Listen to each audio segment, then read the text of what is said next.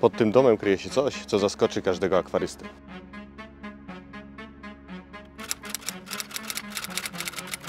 Witam Was wszystkich serdecznie. Dzisiaj jesteśmy u prezesa Górnośląskiego Stowarzyszenia Akwarystów, u Roberta. Witam Cię, Robercie. Witam serdecznie.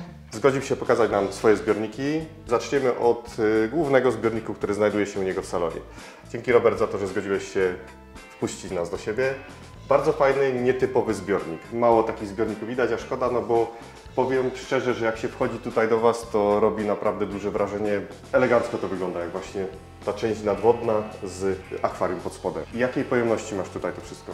Wiesz co, akwarium to jest standardowe 500 litrów, czyli 250 na 50, a góra ma wysokość 1,35 m na wysokość. To akwarium masz osobno, a potem dokładałeś do tego górę, czy to było Tak, razem? tak, nie, akwarium jest osobno, tu są wklejane po prostu prowadnice, tak samo u góry jest stelaż metalowy, jest przykręcony do sufitu, do ścian, tam też są wklejone prowadnice i po prostu są włożone już potem szyby przesuwne. Skąd pomysł na takie akwarium? Czemu akurat takie, a nie klasyczny, duży zbiornik?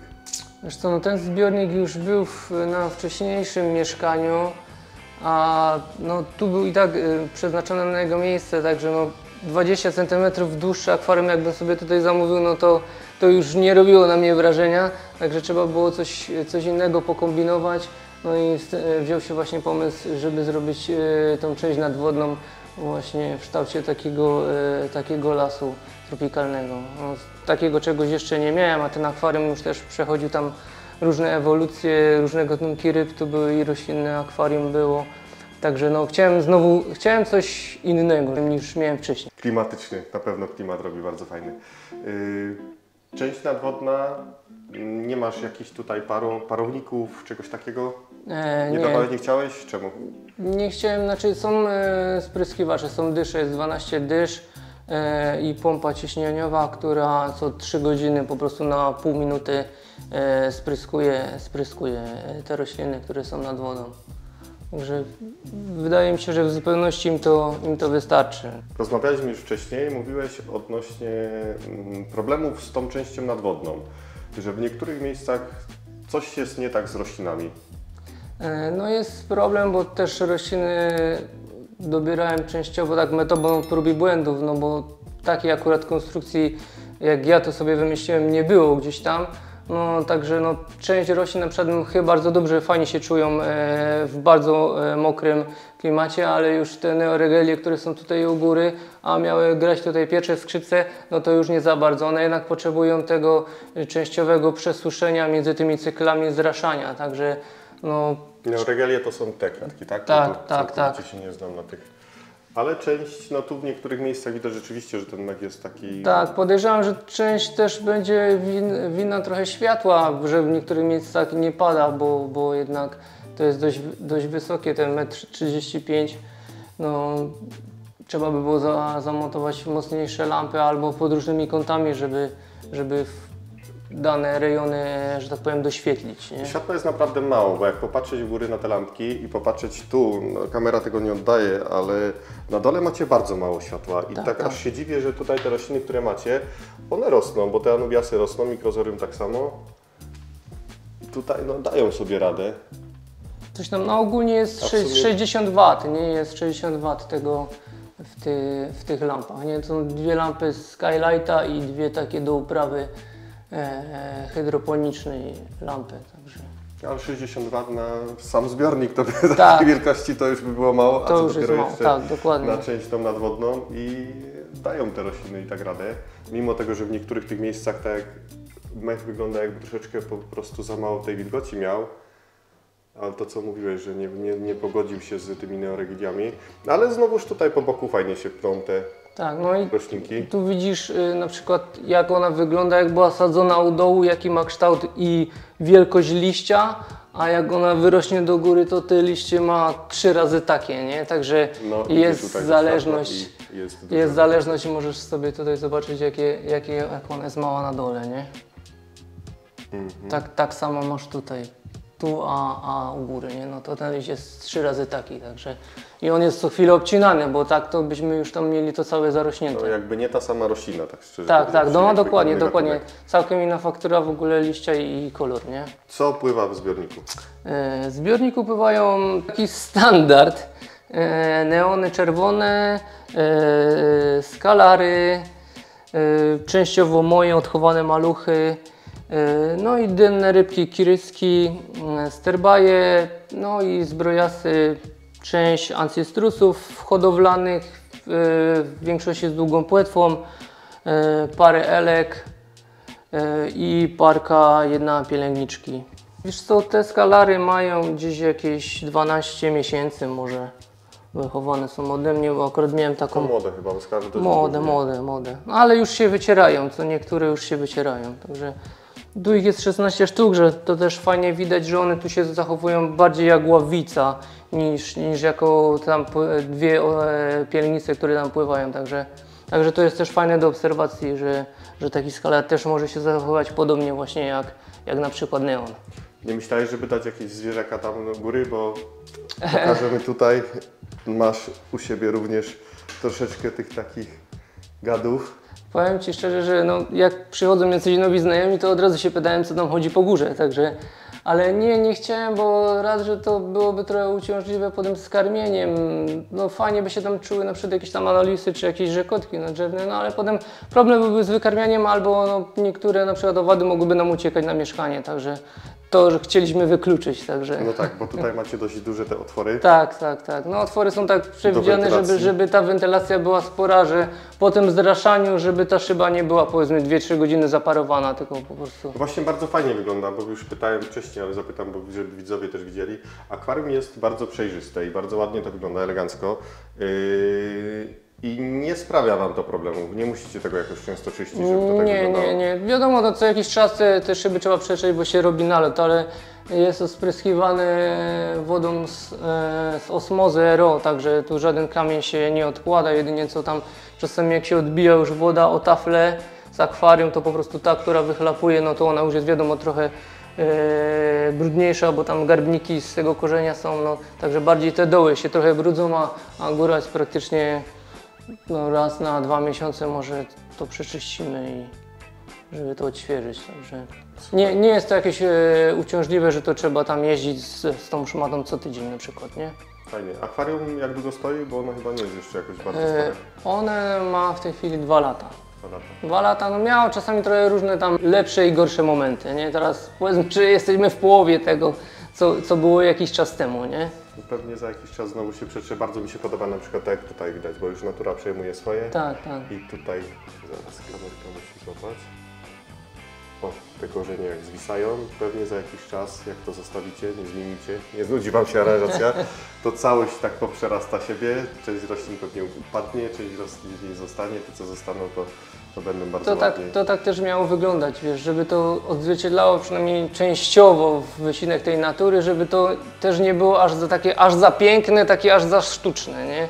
Żeby to było takie właśnie takie półdzikie, że tak powiem. Nie, no super wygląda. Mi się naprawdę podoba. Myślę, że widzom też się spodoba, bo robi wrażenie duże ten akwarium. Na pewno kamerę tego nie odda, ale robi naprawdę fajne wrażenie. Zresztą jeszcze tutaj klimatycznie macie obok 2 zbiorniczki takie mniejsze. Tutaj rozumiem nie macie już nic. Nie, tu są tylko rośliny. No, musieliśmy jakoś zaadaptować niektóre szkła, bo jak była jakaś gdzieś okazja, to się gdzieś tam albo dostawało, albo kupowało za śmieszne pieniądze, także no jakiś taki wystrój, że tak powiem. No teraz mamy trochę pole do popisu, bo mamy większą przestrzeń, także fajnie mieć jest coś dodatkowo jeszcze oprócz akwarium i takie zielone akcenty, no to jednak człowieka jak jest zima czy coś, to jednak inna atmosfera, nie? Po drugiej stronie masz te gady. Pokażesz co tam trzymasz w tym?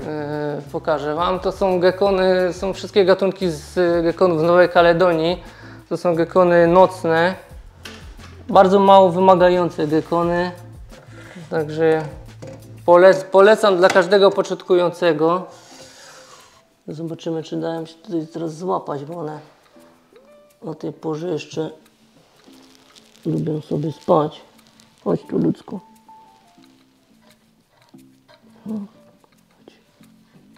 A tu jednego mamy na przodzie, to możemy pokazać. O, jest. To jest akurat samczyk.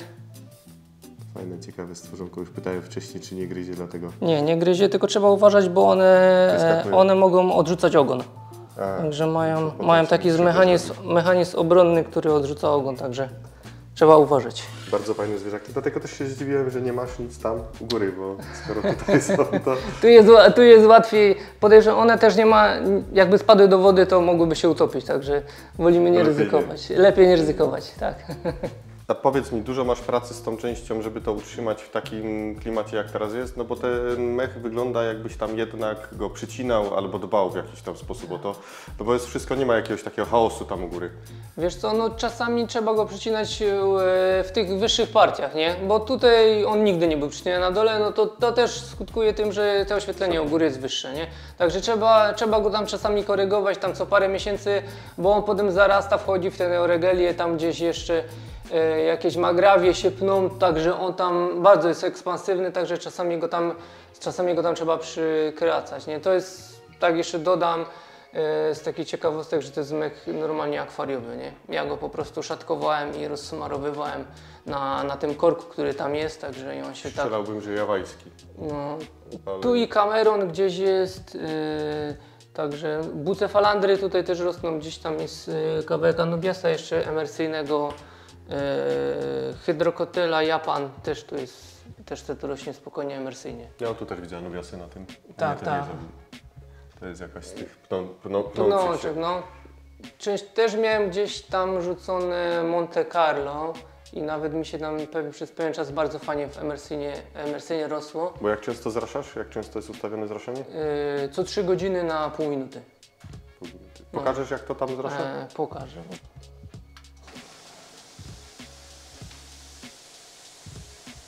Jak włączyłeś, to...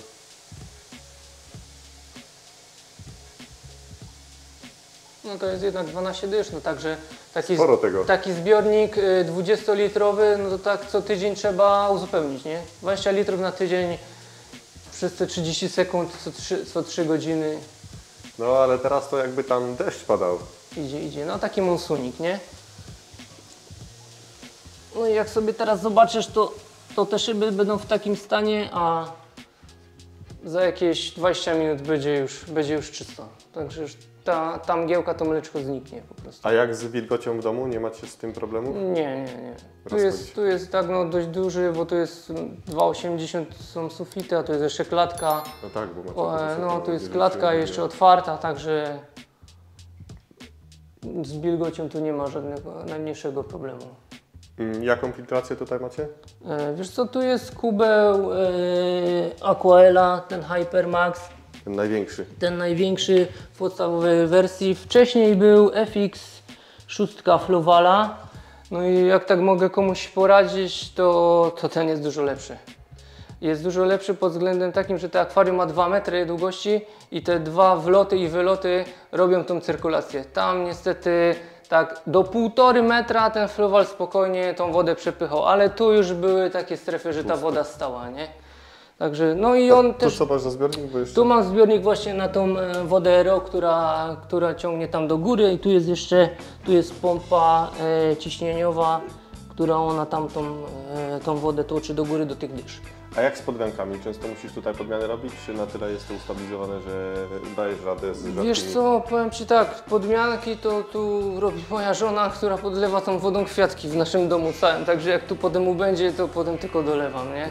Takie jakieś, że tak ja zlewam tam powiedzmy, nie wiem, więcej tej wody, powiedzmy, nie wiem, tam 100 czy 150 litrów, to jest tam może, nie wiem, raz na 2 miesiące.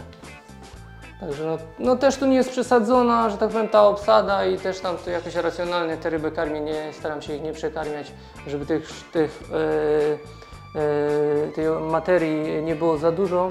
A dwa, że no część tych pnączy, jak widzisz, one też tu puszcza korzenie do wody, także one też absorbują dużo tego azotu i fosforu, który jest w wodzie, nie? Także... Masz jeszcze tutaj jednego ciekawego mieszkańca, który się schował. Nie, siedzi, widać. Siedzi go tam, to jest taki dość spory bigiceps. Znaczy no spory, nie spory. No, jak na ten gatunek to jeszcze i tak jest mały. No ale to jest taki nasz pupilek tutaj domowy. Kraken się nazywa, tak go dzieci nazwały, także może za chwilę wejdzie, jak zwęszy tabletki.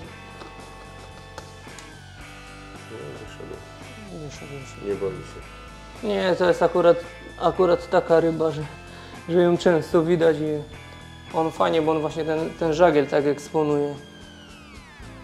Bo te pozostałe elki, te hypancistrusy to je raczej są nocnymi zbrojnikami, bardzo rzadko je widać. No, ostatnio Ten się chwali. Ja się chwali. No, ostatnio przywiozłem takie dwa fajne z Czech, takie białe Snow White 236. No to widziałem go pierwszy raz po 4 miesiącach, także no. Fajne ryby, ale to w nocy szukać z latarką. A sypnąłeś i wszystkie przychodzą powoli. Kirysy tak samo wyszły wcześniej? Kirysy też, no tam jest takie statko chyba z 15 sztuk tego sterbaja, także... Tam jest chyba jakaś elka jedna schowana. Nie jest tam. Tam chyba są 3 te 333, 201 mam jedną.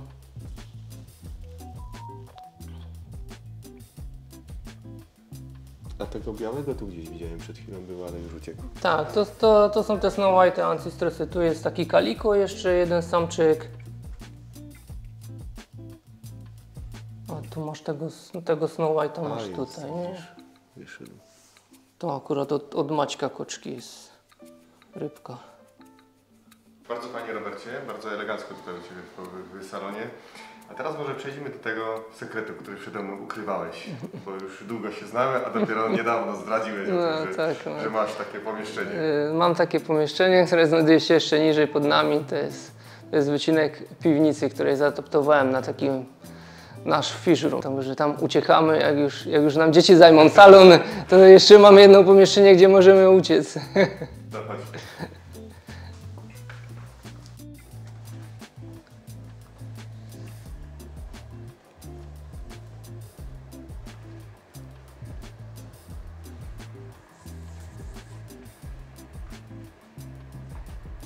Trochę tutaj nisko, dlatego muszę tak być przygarbiony. Mamy tu to, co każdy akwarysta z nas lubi najbardziej. Nie jeden, nie dwa, a cała masa zbiorników. Pierwsze pytanie muszę zadać. Czemu masz tak dziwnie? A nie, bo to są kostki, nie, to nie są... Tak, to jest podzielone zbiorniki na 3. Część tam odchowuje się jakiś tam narybek, tu są krewetki, a tu są jakieś mniejsze rybki. Takie. Bo myślałem na pierwszy rzut oka, jak pokazywałeś mi zdjęcie, to myślałem, że te zbiorniki masz, wiesz, bokiem ustawione. A to są kostki, teraz tak patrzę, widzę. No to jest ten sam zbiornik co tutaj, tylko że on jest podzielony na 3, nie? Aha. No. Ponad 2000 litrów wody tu masz, stanę Tak, tu jest tak. chyba troszeczkę wyżej. Tak, bo podłoga nam idzie ze skosa, także to jest wyciosane pode mnie takie. To wszystko trzymasz hobby, czy próbujesz jakoś zarobić na tym, czy jakieś eksperymenty tutaj swoje robisz związane z pracą, czy... Wiesz co, nie, to jest typowo hobby, jak coś się tam uda rozmnożyć, to czasami odchowuję, ale no czasami jest ciężko w ogóle zbyć taką rybę, także no bardziej jako hobby, że można sobie tam powiedzmy jakieś parę różnych biotop podtrzymać i poobserwować tutaj. Co tu masz w tych zbiornikach? Bo zbiorników mamy, te u góry te są tutaj jakiej pojemności? 200? One mają, każdy ma po 280 litrów. Tu jest 6 takich samych zbiorników w wymiarach chyba 116, głębokie na 60, wysokie na 40, bo to są takie zbiorniki, które tam odkupiłem po hodowli z pyszczakami, dlatego one są szerokie, głębokie, a płytkie. To też musiałem dobierać takie gatunki, żeby się czuły swobodnie na tych 40 cm wysokości. Praktycznie w każdym zbiorniku widzę coś innego pływa, tylko tutaj mamy mieczyki i tam mamy mieczyki. W dwóch zbiornikach są mieczyki. Co tak akurat dwóch mieczyki? Różne mieczyki, odmiany? Wiesz co, tu mam taki miks, który się tam może mieszać i zobaczę, co tam z tego będzie wychodzić, a tam mam takiego czarnego mieczyka, którego nie chciałbym zepsuć. Tam jest jeden taki czerwony samiec, którego tam wpuściłem, żeby zobaczyć, co z tego będzie.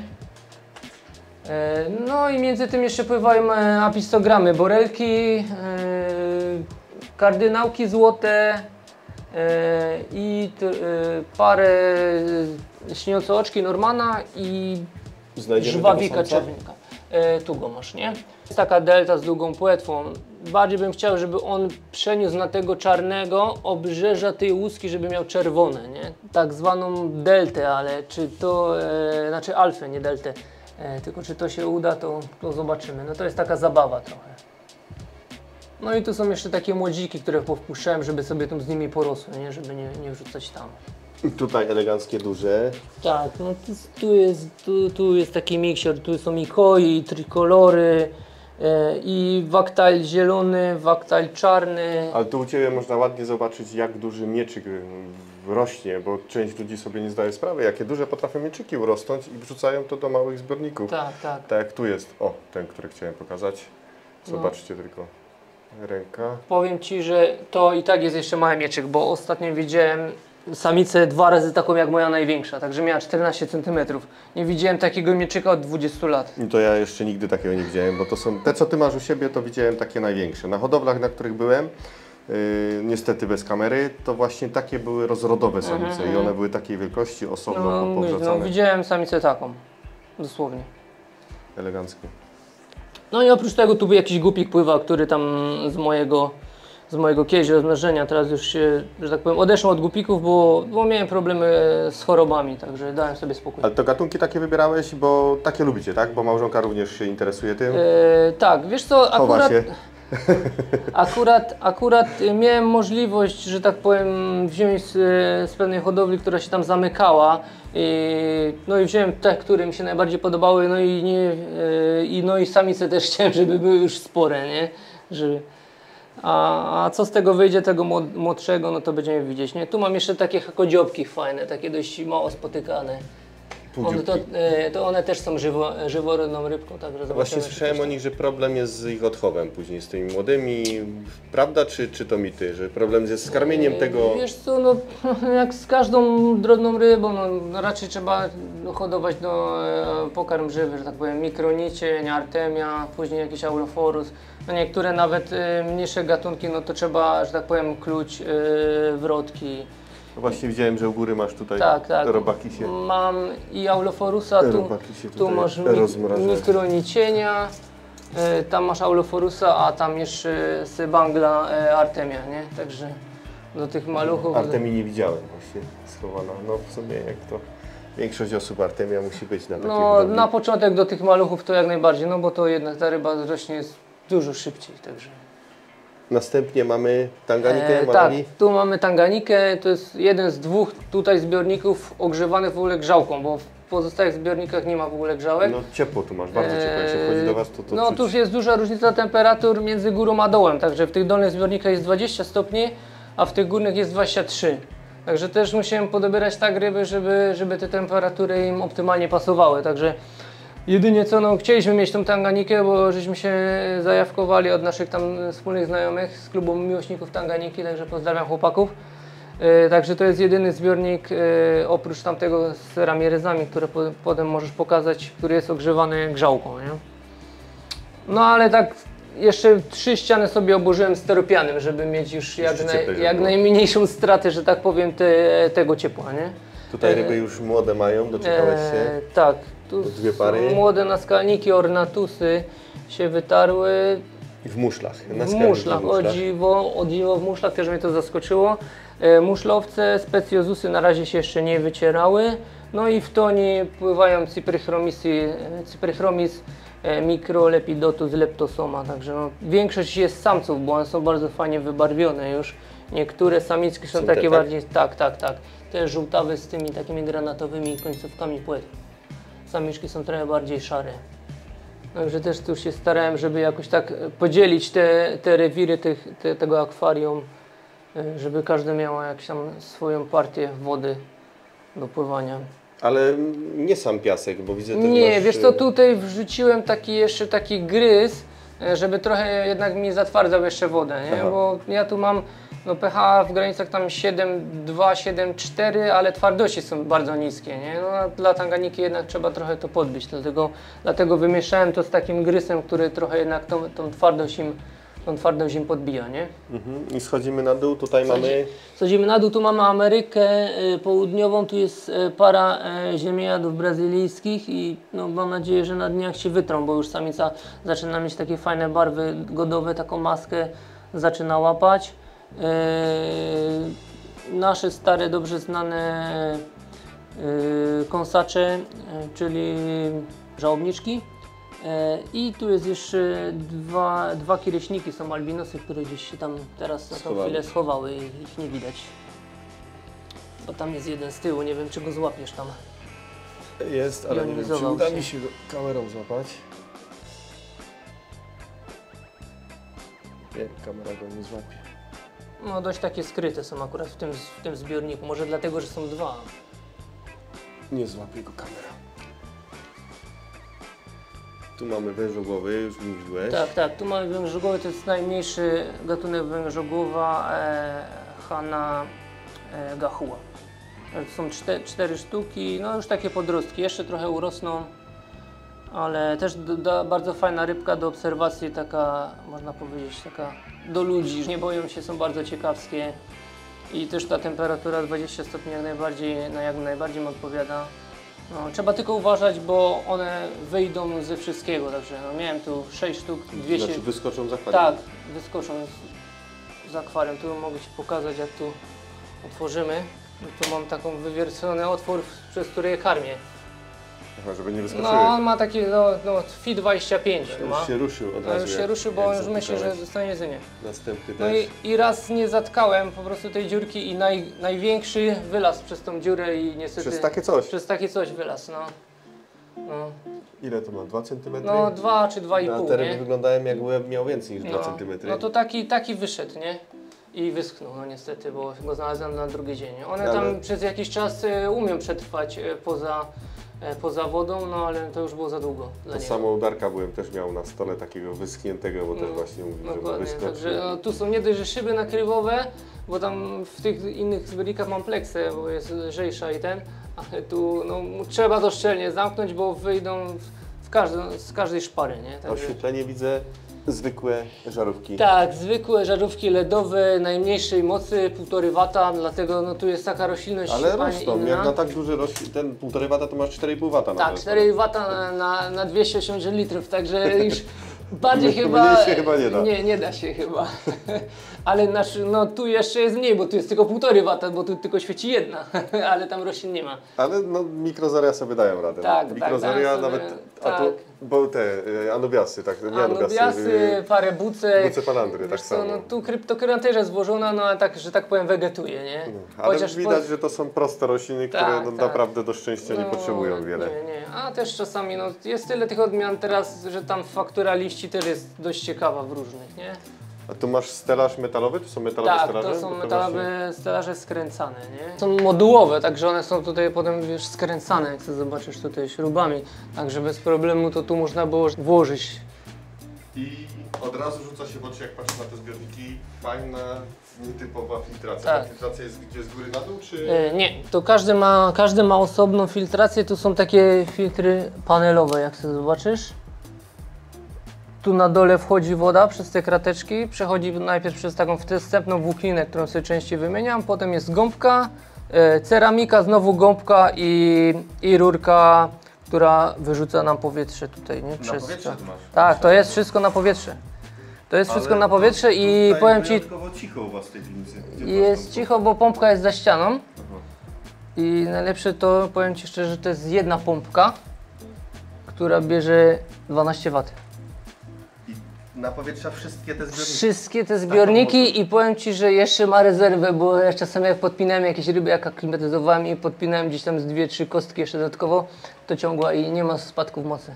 To muszę zobaczyć, co to za model pompy, bo u siebie też szukam rozwiązania filtracyjnego jakiegoś tańszego niż te filtry wewnętrzne. No wiesz co, wcześniej tu trochę inaczej to było skonstruowane, inne były zbiorniki, bo to była taka, wiesz, zbieranina tego wszystkiego, różne ale jak już potem przyszedł ten etap, że dostałem cynk, że jest takie coś do kupienia czy coś, no to już musiałem to jakoś, już nie na hura, przemyśleć cały ten system, nie? Także tu jest pętla z rury. A rurkę tu masz w powietrze.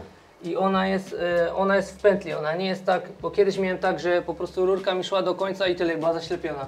Teraz zrobiłem taką pętlę, że to ciśnienie równomiernie się rozchodzi po całości i nie masz takiego efektu, na przykład jak miałem wcześniej, że jak miałem tylko rozgałęzienia i mostki zaślepione, że u góry było to ciśnienie większe, a nawet mniejsze i trzeba było regulować potem sobie zaworkami. No ja mam to u siebie. No, a tutaj tego efektu nie ma. Wszędzie masz, wiesz, ciśnienie jest takie samo, nie? No, to fajnie, dobrze wiedzieć, bo jak będę u siebie próbował, dużo to... też daje to, jak tu są te krótce, sobie zobaczysz wkręcone, to ten króciec jest normalnie miedziany na normalny ten wężyk do napowietrzania, nie? 6 mm. Tylko że średnica tego krójca wewnątrz jest dużo większa niż w tych takich standardowych krójcach, które są do akwarystyki. A to nie kupowałeś do akwarystyki? Nie. To są, wiesz co, ja Ci pokażę, gdzieś to mam, to możesz sobie to ze środka przygotować. Planuję w te wakacje zrobić porządną przebudowę u siebie. Także zobaczysz sobie, jaka jest różnica w środku. I to daje potem to, wiesz, że te powietrze, jednak dużo więcej tego powietrza wychodzi nam do tych rur. A te plastikowe chyba w ogóle nie zdawały rezultatu, co? Wiesz co, one czasami puszczały, nie? No właśnie, u siebie też ciśnienie mi ucieka, potem nie wiem gdzie to jest. Jak sobie zobaczysz, wiesz, średnicy tych rurek, to one są jednak większe, nie? A to potem tam jeszcze silikonowałeś, wklejałeś? Nie, wiesz co, normalnie to mniejszym wiertem nawiercałem otwór i potem normalnie to wkręcałem. Nie łapałem sobie na takie kniwce, zrobiłem, że wsadzałem ten króciec do wkrętarki. Aha. I małymi obrotami normalnie to wkręcałem, to się narzynało i nie puszcza nic. Także żadnego teflonu, nic takiego nie trzeba robić. No jak 12-watowym pompką napędzasz wszystkie te zbiorniki? Wszystkie, no. Jeszcze Ci pokażę, jak ta rurka jest tam skonstruowana z tyłu, co ona jest. Także to jest normalnie rurka taka to nie jest ta do wody, bo ona ma trochę cieńsze ścianki, nie? To jest chyba bodajże do prądu chyba. Są takie rurki chyba, które zamontowujesz. Ja to też mi ktoś ostatnio mówił, żeby do prądu tak. wziąć, bo do prądu no, się lepiej masz wchodzą na sztywno. bo masz te kolanko jeszcze, a chodzi o te kolanko, o ten kąt.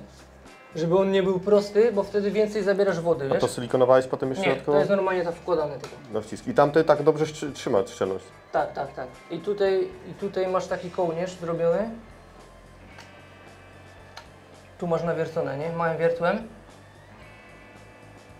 Tu w to wchodzi ten kołnierz, nie? Ale to już mówisz tam, w tym. Tak, w tych z tyłu, nie? Tak samo jest tam w tych hamburgach, co tam potem będziesz widział. I tu po prostu jest to tylko uszczelniane uszczelką z dwóch stron, nie? Żeby to nie wychodziło im. Powietrze tu Ci wchodzi i jest tam wewnątrz i tymi dziurkami wchodzi do środka i wyciska tutaj. Fajnie, bo fajnie też leci, nawet tam nie słychać jakoś nie wiadomo jak tych bombli, żeby tam leciały, a przepływ też jest, widzę, mocny. No mocno.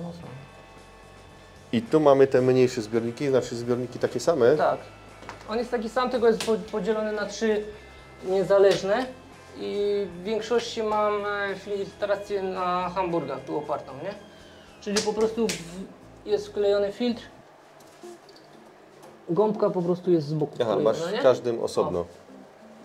Już W tutaj. każdym jest osobno, nie? A tam jest ta sama rurka, nie? A tu co mamy za życie, bo troszeczkę inne gatunki widzę. Tak, tu są dwie pary Ramirezów. Jedna taka standardowa z długą płetwą i jedna taka Electric Blue. I do tego są brzanki Tyteja albinosy, też takie dość mało spotykane. No, a w albinosie to tak, bo to rzuca się w oczy teraz. Te czerwone to też albinosy, czy Tak, nie? to są samice, a to są samce. Aha, to ciekawe. Po oczach widać, że albinos. Oczach, no, dość takie zadziorne. Miałem wcześniej Tyteje te zwykłe, ale powiem Ci, że te są takie dość A zadziorne. kamienie co tu masz? Wapienie powrzucane? Wiesz co, to jest jakiś kamień, chyba jakiś księżycowy, czy coś takiego, z jakiegoś składu, Aha. co przyniosłem, nie? I tam trochę dragona chyba jest wrzuconego. Kamień wygląda jak wapień, nie zatwardza Ci za bardzo wody? Nie przeszkadza to później w tym? Wiesz co, nie widzę jakoś po nich. Może jakbym chciał dotarła, to może bym musiał trochę zjechać, albo w ogóle je wyciągnąć, nie? Bo jednak Ramireza potrzebuje dość miękkiej wody, żeby się wyciera, żeby po prostu ikra nie zbielała i tyle, nie? No tu masz właśnie, widzę, kotnik spory, samica też w kotniku. Tak. Dwie tam samice są wrzucone. Ten kotnik jest zrobiony z takich kratek do uli plastikowych i po prostu trytytkami tylko skręconych. Samiczka czeka nam. a już chyba wychodzą z niej No, małe, bo rzucają i co jakiś czas muszę przeławiać, bo zauważyłem, że jak jest tak 2-3 tygodnie różnicy między tym narybkiem, to one już podskubują te młodo urodzone, także trzeba już je potem przebierać i wrzucać już potem te takie, że tak powiem, bardziej luchy pływające do tych starszych. Tu też widzę oszczędnie na oświetleniu. Tak, tak, tak. Dwie lampki tylko, a reszta już Tu akurat niepotrzebne, nie? No tak, No. tylko tam rośliny. A na dole masz troszeczkę mocniej zarośnięte te zbiorniki. Tu już nawet substrat widzę. Tak, bo tu jeszcze to jest najdłużej dojrzewający kiedykolwiek akwarium chyba ever, bo chyba z 7 miesięcy już dojrzewa na krewetki karidiny na wodzie RO, także jeszcze się nie doczekał. A tu są Neo, taki miks od mojej żony. No a tu są proporczykowce z Cap Lopez. A tu jakie masz oświetlenie? Bo teraz te Wiesz ładnie co, wyglądają. tu jest to samo. Aha. Ale to też mają po 1,5 wata jedna Tak, lampka? tak. No to powiem Ci, że jestem w szoku. No. Bo tu wygląda to fajnie i te zbiorniki są zarośnięte ładnie. No ten jest duży, nie ten jest trochę, były rośliny też przesadzane. No ale bucefalandry to... Rosną my nawet, widzisz, nawet puszczają kwiatki, nie? No. Mało wymagające roślinki. Mało, no tak to też trzeba było jakoś optymalizować, nie? Do wymagań tych To świetnych. tu jeszcze nic nie macie życia Tu wpuszczonego. nie ma Tutaj nic, krewetki. nie. Tak, tu są krewetki. I jakieś 2 gupiki tutaj wrzuciłem kiedyś, także to z nimi żyją, coś tam podskubują. I tu mamy... I tu są proporczykowce z Cap Lopez, to taka odmiana czekoladowa bodajże. Też rzadko spotykane ryby raczej. No, bardziej te żółte formy są częściej spotykane w handlu. No one też właśnie tolerują taką wodę 18-20 stopni, także akurat im to odpowiada. Filtracji jakieś nie potrzebują za duże, jeśli chodzi o nurt. Także no wszystko tak dobierałem pod to, co jest, nie? Tak trochę już bardziej z głową, co mogę, a czego nie mogę tutaj wpuścić. Beczka widzę do podmiany. RO wszędzie dajesz, czy Nie, wiesz co, tu jest beczka do podmiany, ale kranówki tylko... temperatura? Raz, że temperatura, nie, bo jak naleje to po prostu 2 dni, czy na niecałe 2 dni ona osiąga tą temperaturę 20 stopni, tutaj już nie muszę grzać. A dwa, że no, czasami coś puszczałem jednak nam do tej wody, bo czasami mi leci takie mleko, nie? Nie, że to jest chlor, jakiś ozon, także no, wolę sobie, żeby sobie ta woda... Uzdatniasz tą wodę później jeszcze, czy... Wiesz co, no mam takie uzdatniacze, to czasami coś tam pyknę, nie? Jak często podmieniasz tutaj wodę? Tu jakoś lepiej o to Wiesz co, częściej tego pilnujesz, czy... trochę częściej w zależności, no bo tu jest jednak trochę tej obsady czasami no, napakowanej, nie tych mieczyków jest dość dużo, także no tak staram się tak co 1,5 tygodnia podmienić, nie? Tak te 10-15%, nie? Jak z karmieniem? Jak często to karmisz? Dużo pracy w ogóle poświęcasz tutaj na te zbiorniki wszystkie, no bo sporo tego masz. No tutaj masz ponad 2000 litrów wody. No wiesz co, karmię no w tygodniu, no to wiadomo, no dopiero jak przychodzę po pracy, no to karmię, no tam z 2 razy po prostu na między powiedzmy tą 17 a 22 to mi tam wrzucam. No w weekend jak jestem w domu, no to jest trochę inaczej, bo wiadomo, no dostaną jeszcze wcześniej rano, nie? No jedynie co no takiego bardziej, że tak powiem, uciążliwego, no to karmienie na rybku, no to tam wiadomo, kluje tą artemię, no to tam jest troszkę zabawy, nie? Ale to wiadomo, no jak się tam człowiek już tam 2-3 razy to już nastawisz, to już tam potem idzie z górki, nie? Bo czasami niektórzy się boją, że tak powiem, że to jest takie ciężkie czy coś tam, nie? Super, jakieś plany, żeby powiększać to jeszcze? Albo Nie, żeby nie, to czekać już tak. na jakieś, jak polujesz jeszcze na jakiś gatunek, którego nie możesz dostać? Wiesz co, na razie się cieszę tym, co jest, bo to dopiero jest rok tutaj, Aha. także no jeszcze chcę się dochować gdzieś tam młodych, te wężogłowy rozmnożyć, te ziemiojady, coś z tej tanganiki, a no potem będę myślał, no mówię, no też muszę dobierać tak te gatunki do tej temperatury, nie, także no na razie myślę, że przez rok na pewno to nie będzie żadnej dodatkowej zmiany. No, a dokładać też już nie chcę, żeby wiadomo, no, to ma też cieszyć, a nie tylko, żeby tam człowiek cały czas robił, a nie miał czasu przysiąść i się przy tym zrelaksować. Przede wszystkim musisz tutaj odpoczywać Tak, i tak. relaksować się. Dokładnie. No łatwiej też trochę, bo żona się też zajmuje tym wszystkim. Tak, pomaga. No, dzielicie po się. 18 latach wreszcie się przekonała do akwarystyki i teraz działamy we dwóch, także i w stowarzyszeniu i w domu, także no to jest fajne, jak się ma wspólną pasję, nie? Tak. Zanim nalejesz do beczki, to wodę No jeszcze to lejesz tu. leję przez filtr, nie? A tu czemu masz to w takim tej wanience? Wiesz co, bo tutaj spuszczam wodę ze wszystkich zbiorników, bo no wiadomo, jesteśmy w piwnicy tu jest niższy poziom, nie? A tutaj nie mam żadnej kratki i tu muszę mieć pompę na pływaku, która mi wypompowuje tym wężem do kanalizacji, która idzie z kuchni z góry, nie? Także no to tak to się odbywa, nie? A tam z beczki pompka też jest jakaś do nalewania? Tam jest taka pompka Heima i mam to podłączone sobie potem pod gniazdko z pilota, wiesz? I potem sobie po prostu idę, to sobie, wiesz, naciskam, wiesz, jak i załączam z tą pompkę, jak jestem przy zbiorniku, sobie załączam, wiesz. Ale ręcznie przekładasz, nie? Ręcznie przekładam, tak. Ale no, to przy tylu zbiornikach jeszcze to jest spokojnie, bo tak samo, wiesz, jak zaciągnę sobie, wiesz, wodę, jak spuszczam, wkładam do panelu, wiesz, gruszką sobie zaciągnę, no i potem sobie już samograwitacyjnie spływa do pewnego poziomu, przekładam do następnego i jedynie tą włókninę wymieniam tam co te 1,5 tygodnia, nie? Bo ona się jednak zapycha, nie? To sobie, kupuję sobie takie większe arkusze tej włókniny, bo to jest taka też jak do rekuperacji się kupuje, bo to taniej wychodzi niż te gotowe takie, nie? I po prostu to tylko wymieniam, a no, tamta reszta to jest tam no, nie wymieniana prawie od roku, nie? Także tak to wygląda pod względem tej obsługi tutaj. Także no, starałem się to zrobić tak, żeby było jak najmniej to obsługowe, żeby jak najmniej czasu przy tym tracić, a więcej tutaj posiedzieć i zrelaksować się. No tutaj już głośniej troszeczkę, tu mamy tą pompkę. A model dam radę złapać? Da radę złapać, tylko wiesz co, ja też to kupiłem tak, że tak powiem cufalicznie na OLX-ie, to się okazuje, że to ktoś tam chyba kiedyś przywiózł ze Stanów, bo to jest taka pompka na powietrze, ale ona z tego co wyczytałem jest używana w jakiejś aparaturze medycznej, także z tej firmy są takie pompki większe, z tej Hillblow do tam szamp czy tam do czyszczania ścieków, ale dokładnie ten model to no, nie idzie tego kupić, także pompuje fajnie, bo tutaj przejściówka, przejściówka i idzie już i potem. tam tyle tych zbiorników na tym chodzi, to w życiu nie powiesz, że 12 W to tak pójdzie.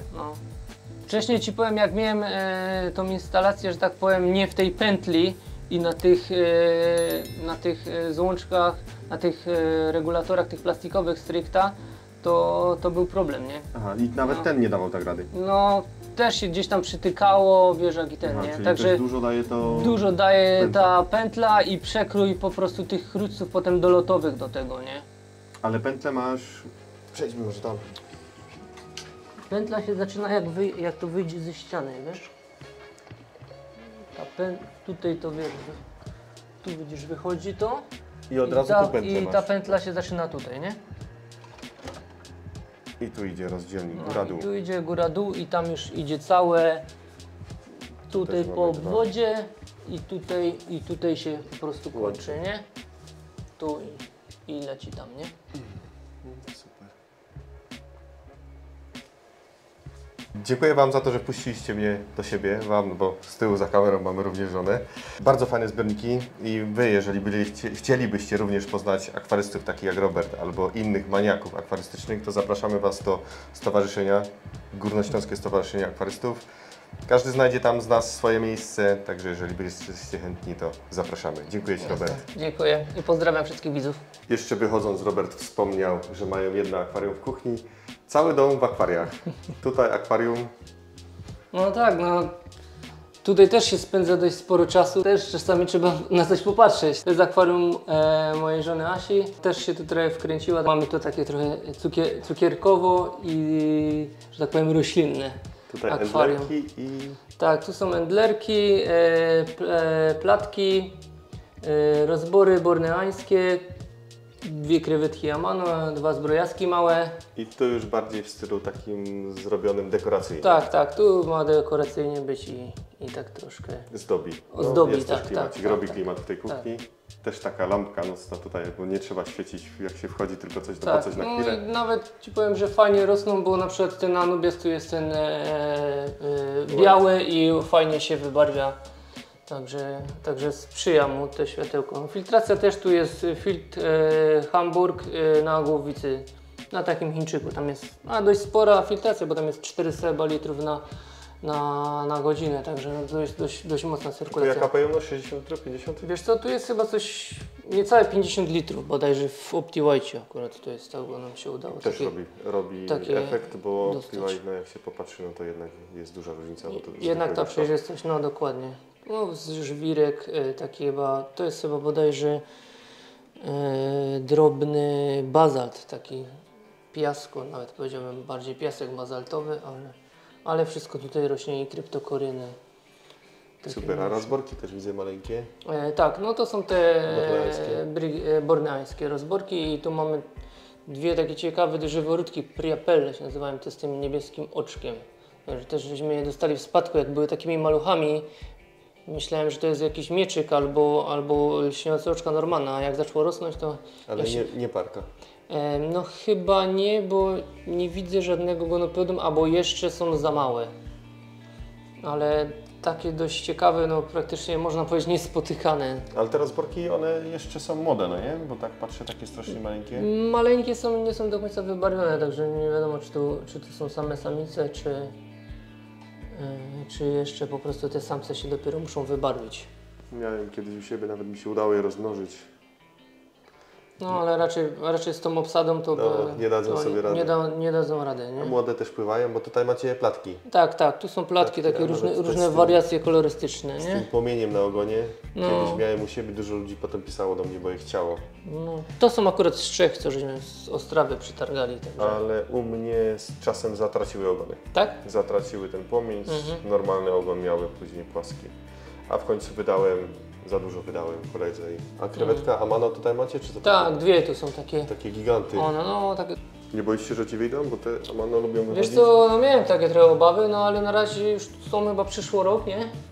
I no nie wyszły, no także. Sporo, ona ma z 5 cm. Spore, no. 4, no. Ale chyba dwa samce to są bodajże, bo tak nie widzę, żeby... No ostatnio żeśmy te dwa samczyki, te moskiewskie przywieźli, bardzo fajne gupiki. Bo tu macie same samce gupików? Tak. Tak, same samce, tak. No tutaj bardziej tak dekoracyjnie, niż żeby to się tam... Jak chce, to i w kuchni może postawić akwarium. Tak jest. Wszędzie jest miejsce na to. Wszędzie jest miejsce na to, tak. Jeżeli Trzeba się mieć trochę chce. tego czasu, żeby o to zadbać